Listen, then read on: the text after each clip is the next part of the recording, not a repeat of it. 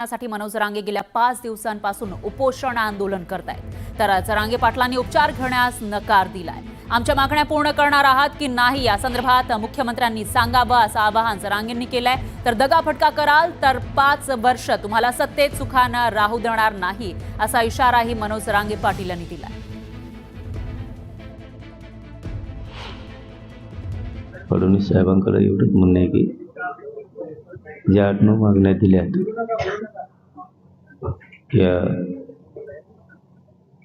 याची अंमलबजावणी तुम्ही करणार आहेत का नाही, हा किंवा नाही पडदिशी सांगावं। आम्हाला जीव जाळायला लावायची गरज नाही। तुम्ही देणार नसाल तर आम्हाला उठायला, आम्हाला वेगळ्या मार्गाने आंदोलन करायला। तुमच्यात काही गैरसमज असेल तर सोडून द्या मुख्यमंत्री साहेब। 5 वर्ष सुखानं साधतात, तुम्हाला खाऊ देणार नाही। तुम्ही जर माझ्या मराठ्याला सुखाने खाऊ दिलं नाही तर एवढा शब्द सांगतो आणि तुमची संध्याकाळपर्यंत वाट बघतो। तुम्ही आमच्या 8-9 मागण्याबद्दल हा किंवा नाही अंमलबजावणी करणार आहेत का नाही एवढं पडदिशी सांगावं, म्हणजे आमचे जीव वाचतील लोकांचे। आम्ही आमच्या दुसऱ्या मार्गाने आंदोलन करतो। दरम्यान मराठा आरक्षणासाठी मनोज जरांगे पाटील यांनी पुन्हा उपोषणास्त्र उगारलेलं आहे। आज या आंदोलनाचा 5वा दिवस आहे। सरकार जरांगेंकडे जाणून बुजून दुर्लक्ष करत असल्याचा आरोप पुण्यातील मराठा आंदोलकांनी केलाय। या आंदोलनामध्ये 10 दिवस मराठा आंदोलनकर्ते उपोषण करणार आहेत। त्याचबरोबर येत्या 2 दिवसांमध्ये जर सरकारने या आंदोलनाकडे गांभीर्यानं पाहिलं नाही तर राज्यभर मराठा समाजाचं आक्रमक आंदोलन पाहायला मिळेल असा इशाराही या आंदोलकांनी दिला।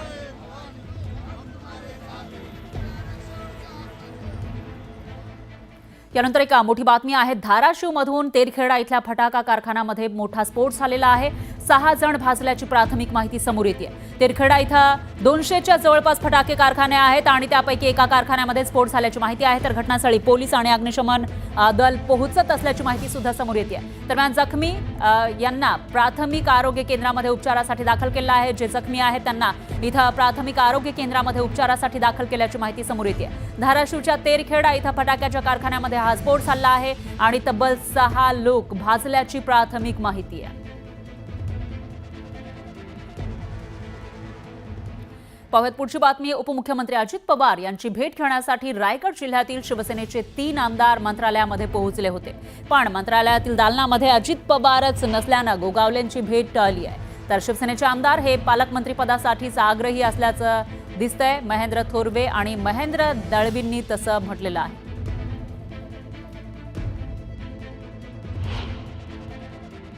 दादा भेटलेच नाहीत। तुम्ही म्हणता गोड बातमी मिळेल 2 दिवसात, गोड बातमी मिळेल काय असेल पालकमंत्री पद मिळायला पाहिजे। पालकमंत्री दादा आता नाही ते जेवायला गेले ना म्हणून आम्ही ए तुला उडवशील त्या माणसाला। हा सहपालकमंत्री पद का पालकमंत्री पद? पालकमंत्री पद। पालकमंत्री पद का सहपालकमंत्री पद? पालकमंत्रीच। दळवी साहेब एक शेवटचा प्रश्न, रायगडचं पालकमंत्री पद का सहपालकमंत्री पद? पालकमंत्री पद, सहपालकमंत्री कसं? यानंतर बातमी आहे पुण्यामध्ये जिथं जीबीएसचा फैलाव झाल्याचा आरोप होतोय त्याच नांदेड सिटी भागाची पाणी पुरवठा विहिरीची पाहणी करण्यासाठी आज केंद्रीय मोठं पथक पोहोचलेलं होतं। हे पथक येताच गोंधळ पाहायला मिळाला। पहिले तर मीडियाचे कॅमेरे बघून निम्म पथक मधूनच पळून गेलं, पण गावकऱ्यांनी तिथंच रास्ता रोको केल्यानं अखेर केंद्रीय पथकातील एक महिला सदस्य कशाबशा विहिरीपर्यंत आल्या।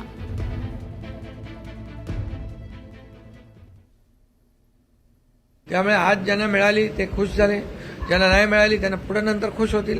ही निरंतर प्रक्रिया सुरू राहणार आहे, कारण म्हाडाचं नवीन धोरण देखील आम्ही आणतोय आणि त्या धोरणामध्ये affordable housing, affordable rental housing, working woman housing, hostel आणि त्याचबरोबर सिनियर सिटीजन साठी घरं आणि त्याचबरोबर स्टुडंट हॉस्टेल जे आहे आणि स्टुडंट हॉस्टेलसाठी देखील त्या हाऊसिंगमध्ये नवीन धोरणामध्ये त्या पॉलिसीत देखील त्याचा अंतर्भाव आम्ही करतोय। त्यामुळे समाजातल्या प्रत्येक घटकाचा विचार करून आम्ही हे सगळे निर्णय घेतो। यामध्ये गिरणी कामगारांना घरं, पोलिसांना घरं, आपले गरीब डबेवाले आहेत त्यांचा विचार या ठिकाणी आम्ही करतोय, कारण सर्वसामान्य माणसाला घर मिळालं पाहिजे ही भूमिका आमच्या सरकारची आहे आणि त्याची खऱ्या अर्थाने सुरुवात झाली आहे। आदरणीय प्रधानमंत्री महोदयांचा देखील सर्वांसाठी घरं ही एक जी काही योजना आहे याचा देखील फायदा आपल्या राज्यामध्ये होतोय लोकांना. पंतप्रधान आवास योजना यामध्ये राज्य आणि केंद्र सरकार मिळून ही योजना आम्ही पुढे नेतोय. शहरी आणि ग्रामीण भागामध्ये देखील मोठ्या प्रमाणावर लोकांना परवडणारी घरं मिळाली पाहिजे ही भूमिका आहे. आणि रखडलेले जे प्रकल्प आहेत मग ते झोपडपट्टीचे असतील, म्हाडाचे असतील, इतर धोकादायक इमारतींचे असतील ते देखील आम्ही मार्गी लावतोय. त्यामध्ये देखील जे डेव्हलपरने 20-25 वर्षापासून प्रकल्प सोडून दिलेले आहेत हे असे प्रकल्प आम्ही SRA, MHADA, MMRDA, CIDCO, MIDC आणि BMC त्याचबरोबर आणखी ज्या काही आमच्या एजन्सीज आहेत या एजन्सीच्या माध्यमातून या पुढच्या काळामध्ये रखडलेले सर्व प्रकल्प जे आहेत आम्ही टप्प्याटप्प्याने मार्गी लावणार आहोत. आणि खास करून मुंबईतले जे रखडलेले प्रकल्प, मुंबईतला माणूस मुंबईकर जो आहे बाहेर फेकला गेला आहे त्याला पुन्हा मुंबईत आणण्यासाठी मुंबईतले प्रकल्प देखील पुढे नेतोय.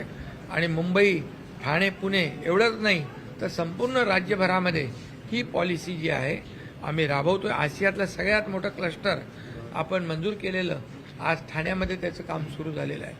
आणि त्यामुळे या सगळ्याच माध्यमातून परवडणारं घर, हक्काचं घर, वेळेमध्ये घर देण्याचा योजना आणि नियोजन आम्ही म्हाडाने केलेलं आहे.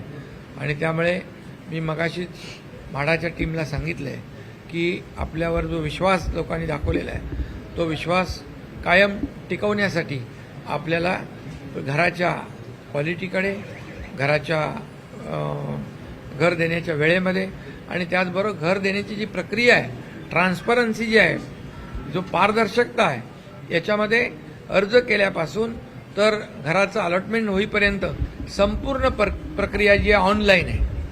आणि त्यामुळे कोणीही ह्याच्यामध्ये फसवाफसवी करू शकत नाही.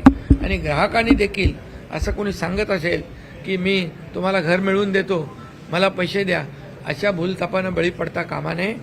पूर्णपणे ट्रान्सपरन्सी याच्यामध्ये आहे आणि त्यामुळे पारदर्शकता आणि सुटसुटीतपणा, सुलभपणे लोकांना घरं मिळतात. त्यांचा मी मनापासून अभिनंदन करतो. सिडकोची देखील जी घरं आहेत त्याच्या देखील किमतींचा प्रश्न आहे. अनेकांना ते किमती परवडणारी घरं नसल्याने त्या बाबतीत देखील ते जे काही योजना आहेत, जे प्रकल्प आहेत त्यांना ते मी तपासून घेईन. आणि शेवटी हक्काचं घर देताना ते परवडलं पाहिजे लोकांना याचा देखील विचार सरकार नक्की करेल. सिडकोचे अध्यक्ष कोण होईल नवीन काय संजय शिरसाटानंतर नाही, काम तर सुरू आहे ना आपलं, सिडकोचं काम सुरू आहे. झोपडपट्टी मुक्त यंदा शहर बसणार. झोपडपट्टी मुक्त शहरं जी आहेत ही झाली पाहिजे यासाठीच आपण या सर्व एजन्सी ज्या आमच्या